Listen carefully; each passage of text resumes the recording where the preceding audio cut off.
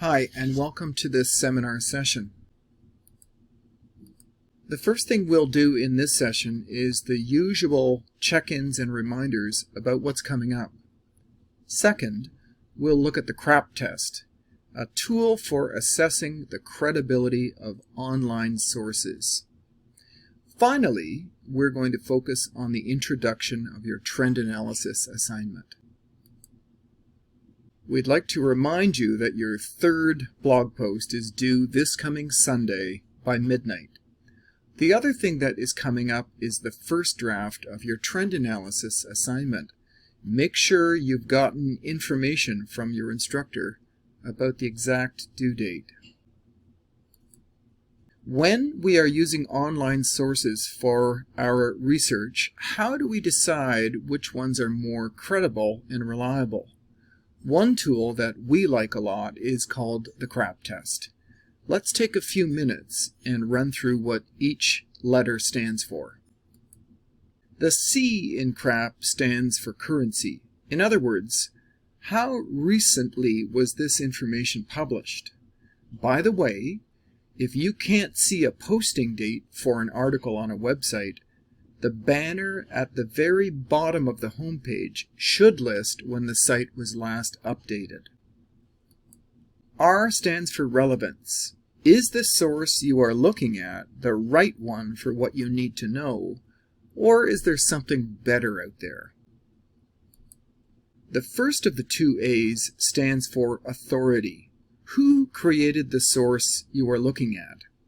Is there any information provided about their expertise?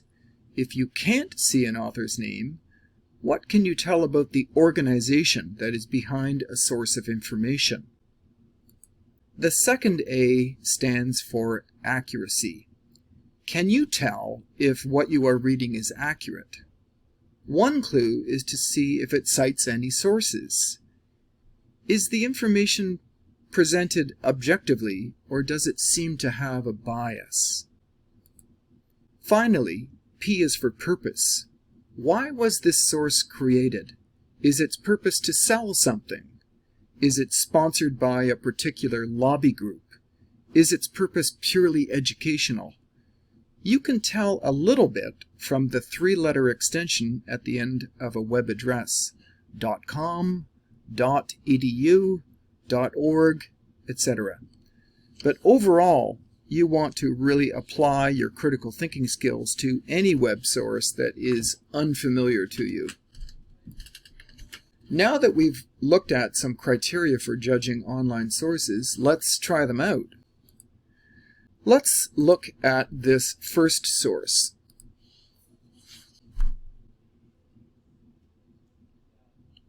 The article is called How the Oil Sands Benefit All of Canada. The article is recent, which is a good thing. You can see from the infographic that it's using a lot of statistical evidence, which is also good. The problem here is that if we scroll down to the bottom of the page, we can see that this article is in a magazine published by the Canadian Association of Petroleum Producers. And here we are reminded of the P in the CRAP test criteria, which stands for purpose.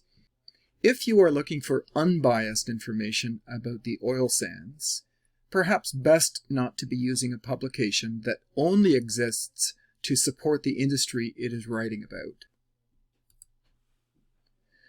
On to our second source.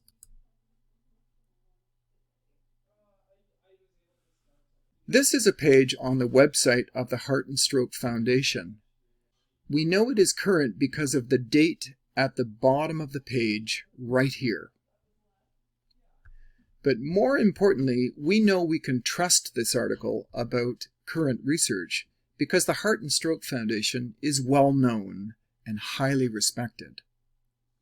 Unlike the first source, this one has no stake in presenting biased information. In terms of the CRAP test, it checks out on all counts. In particular, we know that the information is going to be accurate and authoritative. Now, our third source. You're probably familiar with Greenpeace, which has a large public profile as an environmental advocacy organization. As you can see, this is an article about air pollution. Now, let's look at this through the lens of the CRAP test. The first thing we notice is that we don't know how recent this information is or who wrote it, because that information isn't provided. We do see that sources are cited by using hyperlinks, which is a plus. Overall, though, if we wanted objective information about air pollution, we might want to look somewhere other than Greenpeace, which doesn't even pretend to take a neutral stance on the subject. Even though this article is written from a very different standpoint than the oil sands piece, neither comes through the CRAP test very well in terms of providing objective information. Switching topics now, we want to turn to the trend analysis assignment, and specifically the introduction section. First of all, the introduction plays an important role as a roadmap to your entire report. It contains several key elements that help to make the whole thing coherent for your audience. The second reason why your introduction is important is that it provides your reader with their first impression of your team's work, including the writing style and the overall quality of the report. An introduction that engages the reader's interest and is well organized gets the whole experience off to a good start. The last thing we want to say about the introduction is that it should capture the attention of your reader and make them want to know more. It is for all of these reasons that we urge your team to write the introduction collaboratively. Everyone on your team needs to have a role in the introduction and should have a common understanding of what it is about.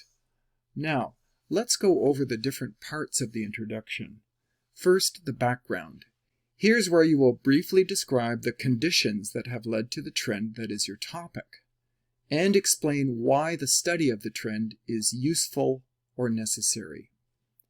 As in an informal report, a one-sentence explanation may be enough to state your purpose.